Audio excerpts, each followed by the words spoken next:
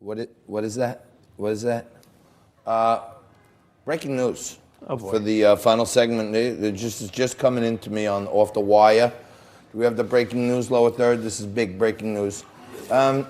Typically in this segment right here, the WTF Frank corrects all my mistakes. But today, there is breaking news because for once, Frank made a mistake. In the previous segment, I noted that not many presidents, if any, had been under 5'5", like Mike Bloomberg. You said James K. Polk. Right. But then I immediately corrected it. By some Googling, James K. Polk was 5'8". So the breaking news is, yes, folks, the Frankopedia made a mistake. Well, but now go ahead. No, but I immediately corrected it in saying James Madison was 5'4". So James K. Polk you was Googled 5'8". Madison. Yes. You threw out Polk like you're right. You knew it. You're right. Okay. Okay. It happens. You know, when I protest, you don't want to hear it. You're right. Now you're protesting. I'm saying you're right. Who's protesting? You're right. All right. Now, I'm not going to correct you today. Did you know they make those T-shirts in the V-neck? Thank you. Like when you wear the V-neck sweater, you're supposed to go with the V. I don't know that you fully comprehend what it's like to get dressed at 3:10 in the morning when you're trying to make a 4:10 bus, right? You don't know what it's like getting undressed at 3:10 in the morning after starting from liquid lunch. So I share your pain, my friend.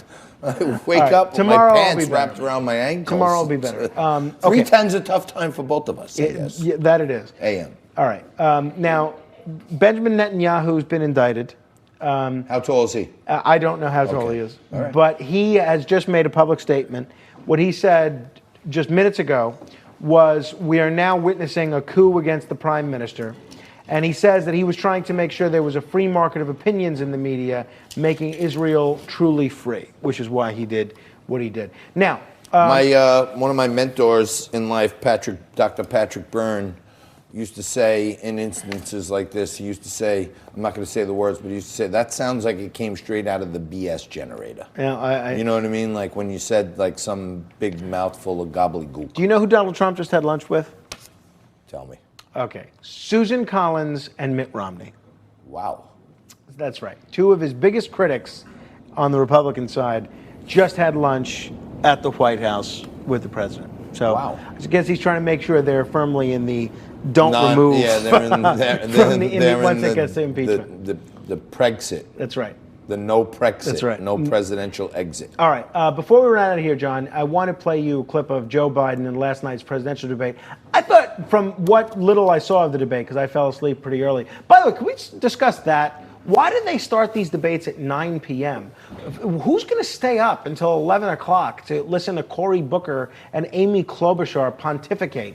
I mean, these debates should start at 6 p.m., 1 p.m. Put these debates on during the day.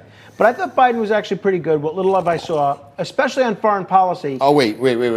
Do we have, how much, what do we got? A minute left? I want to play you, this is what Biden said yesterday. Wait, about domestic violence? About domestic violence. Let me make one point before we share that. All right. Charles Barkley said some crazy stuff, and I've been a fan of Sir Charles. He's a terrible golfer, but he's a great commentator. He's a legendary player.